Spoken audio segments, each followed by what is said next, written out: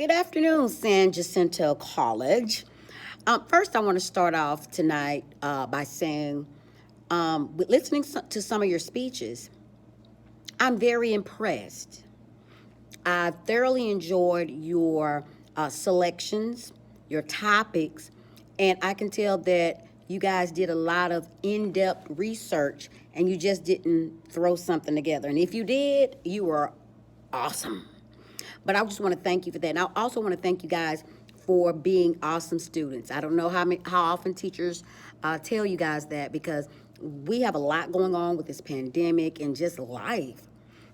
Life is hard, and for a lot of us, and the power of the spoken word. I'm always saying that it's so important to know that what we say can build and heal, and also what we say can destroy. So I'm just want to say I wish I could see each and every one of you personally, but hopefully one day COVID will subside and then we can all be together soon. But most importantly, I want you guys to make sure that you are continuously taking care of yourselves as well as keeping abreast with your classes. Now, again, if you need me at any point in time, that's what I'm here for. I may can't get to you right then, but if you send me a text message, I can get to you as soon as I can, okay? Because again, my first and foremost priority are my students. I got to make sure you're good, and when you're good, I'm good. If you're missing any assignments, please make sure you send me an email or a text so we can Google chat, FaceTime, so we can work things out. I want you guys to remember, I'm here to motivate you and uplift you and to encourage you. My goal is to make you way better than me because I love it when my students become so successful and to the point I can borrow money from you. I'm just kidding. But yeah, if you win a lotto, let me know. But I just want you to know I'm proud of you guys for hanging in there. I'm proud of you guys for sticking in school because a lot of students said, COVID, but you guys have made the decision to enter into the unknown and make it work for you. So by taking this daring leap of faith, I know each and every one of you are going to be successful. And again, if you're behind on anything, I'm not here to fail you or tear you down. My goal is to organize you, lift you up, and inspire so you can go on to higher things. Now, again, if you're missing anything, make sure you just text me so we can see what we can do to get you back on the path to success. Now, tonight I won't be long, and if you notice, I am in a classroom. Ha ha ha. Not in my living room. Okay. The informative speeches were very good. I thoroughly enjoyed them. But I just wanted to go back a little bit so we can talk about the importance whenever you're giving a formal speech. And I would always say, anytime you are just plain out speaking, you have to make sure that you are accurate in any and all information that you are giving out, because at the end of the day, you will be held accountable and responsible for the things that you say and things that you put out into the atmosphere. Okay. I have this motto I try to live by.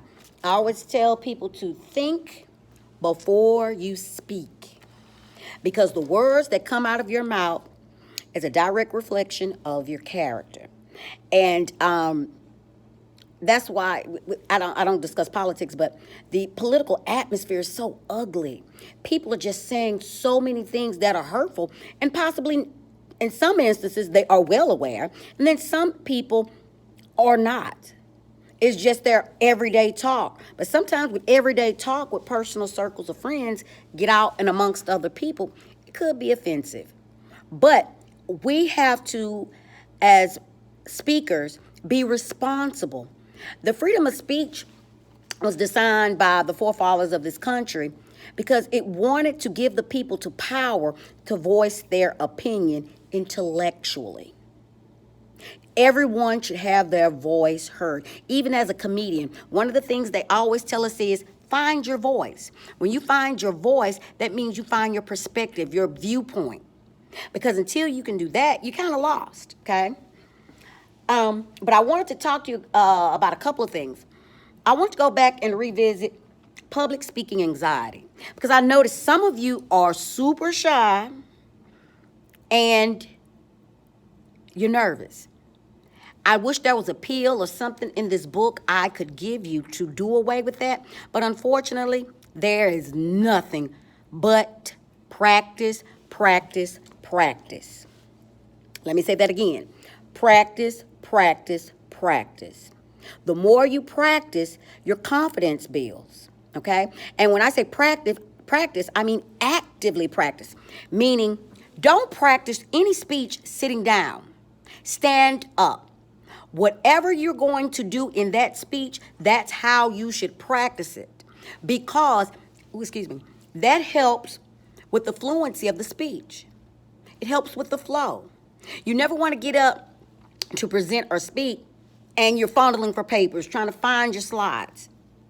How you actively practice is how it's actively going to come across. Because again, like I told you guys once before, when you practice one way and you want to perform another, your brain goes into a state of shock. Your brain is telling you, wait a minute, this is not how we practice this. Sit down, sit down, sit down. That's because you practice sitting down. Now that you want to stand up and present, you're putting your brain that you practice with in an uncomfortable position, okay? So, PSA, public speaking anxiety. A lot of people have this, okay? So, I understand. I once had a student that she had it so bad until, well, she had some kind of other phobia as well. She can't go around even small crowds. She watches movies online. Grocery stores, if she has to go, she goes at night, in the middle of the night when there's no one there. Or now she has people to deliver. And her anxiety with being in public was so terrible that her youngest son, her son, lives with his father because she felt like she's unfit. Now, that's the extreme level, okay? But we all get nervous.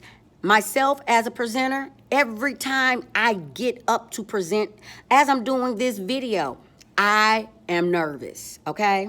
It's okay. But what I want you to do is focus that nervous energy and turn it. Change your mindset about it. Because what happens is, if you know you've prepared, you know you've practiced, you have it, okay? You have to believe that you can do it. If you go up and you're trying to present, and in your mind, I know I'm not a good speaker, I know I'm not this, then guess what? Your confidence is going to sink to those levels. You have to go up and say, I got this.